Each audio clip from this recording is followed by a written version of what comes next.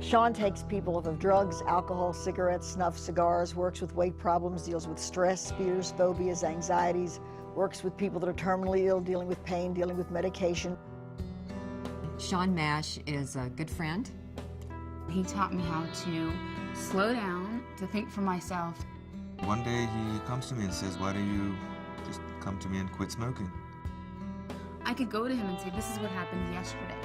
And different than any other therapy, we would say, okay, let's deal with it. He was very supportive of me and who I was, and helping me to become the most and best that I can be. He's like a father figure to me.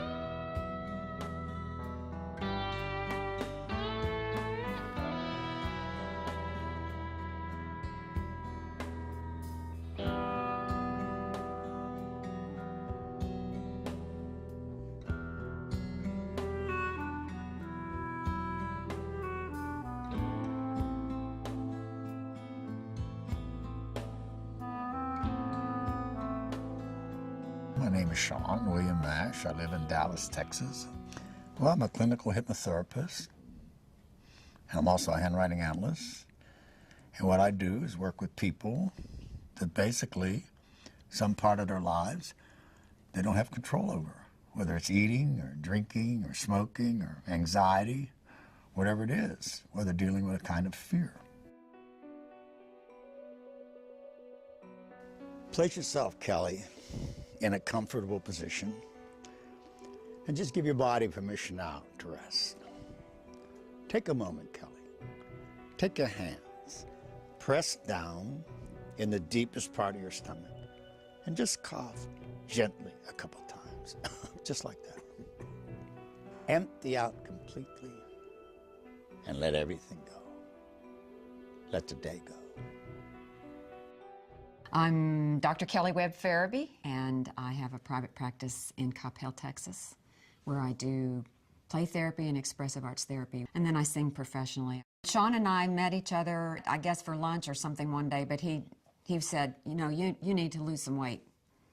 You're getting kind of fat. She was overweight, you know, heavy's a funny kind of word, but she's plenty overweight. She looked at me, she said, "Sean, I love you, but, you know, diets don't work." I says, "Kelly, this is not a diet. You're going to lose your weight, and you're not going to gain it back. You only eat when your body truly needs nourishment. You only eat sitting down. You never eat standing up in the kitchen. You never eat standing up any place. You never graze.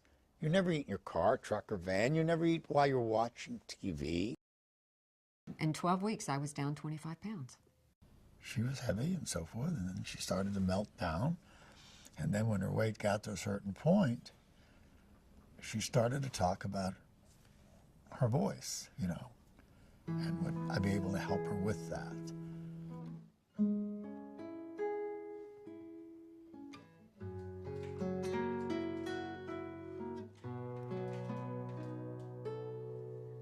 I've always had performance anxiety, and I think a lot of performers do, but I really wanted some help with it.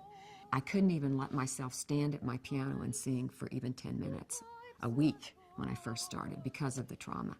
I was in college and I was asked to sing the soprano solos for the Texas All-State Choir. The professor who was directing the All-State Choir threw some solos at me and he said, "You're going to sing them, and I hope you fall flat on your face." Your mind is calm now. Your nerves are quiet. There's a feeling of peace and tranquility spreading throughout your body.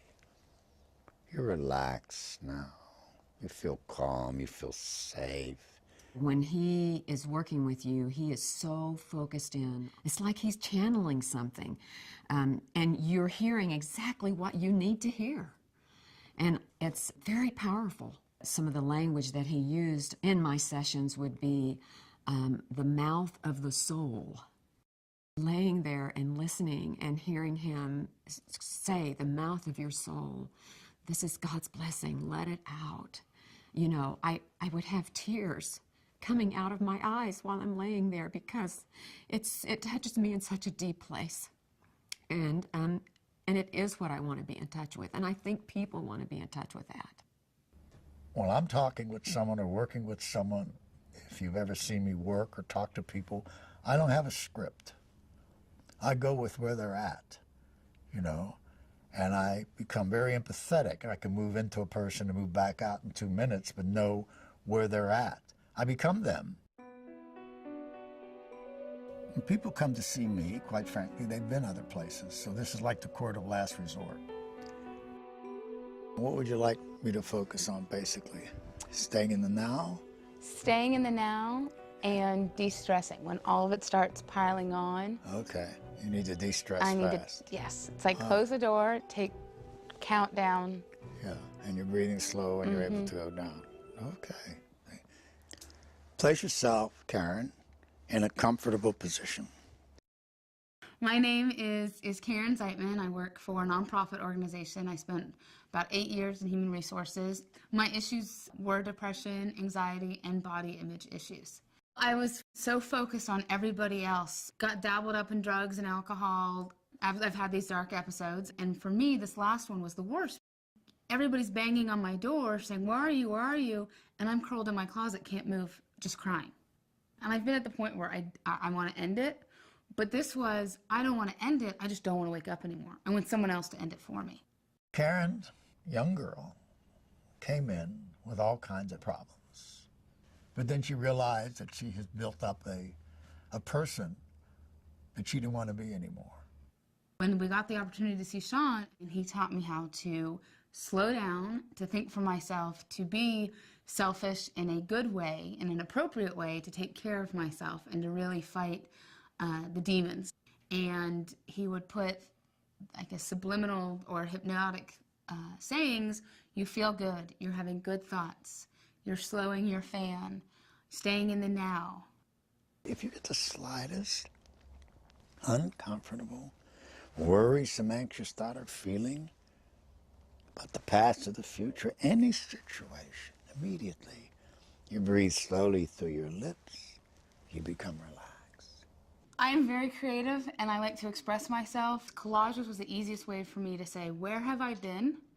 And it's where I am now or where I'm going. And it's a healthier, worthy self. We got to the point, especially probably February when it was really the heart of it, it was, I need more, I want to see you tomorrow. And both of us, he goes, I have to slow down because I'll go too fast. And I know you're picking up on it, but I want it to sink in. And it was learning about using what I have to get what I want or what I think I need but don't have. It's an essence of freedom when you're no longer hooked on food that you have to live every day. It's an essence of freedom when you don't have to smoke a cigarette to get out of bed or go to sleep. It's an essence of freedom that you don't need a drink in order to function. We advertised for a long time. Stop smoking even if you don't want to.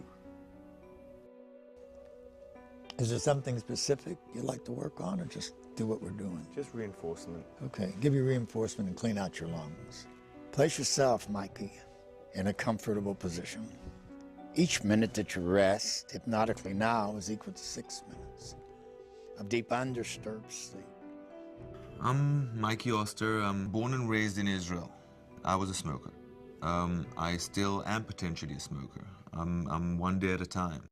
I was smoking about a pack a day, about pack and a half. I was an addicted, have to have a packet in my pocket, have to make sure that tomorrow morning I don't wake up without a pack at home. That type of smoker.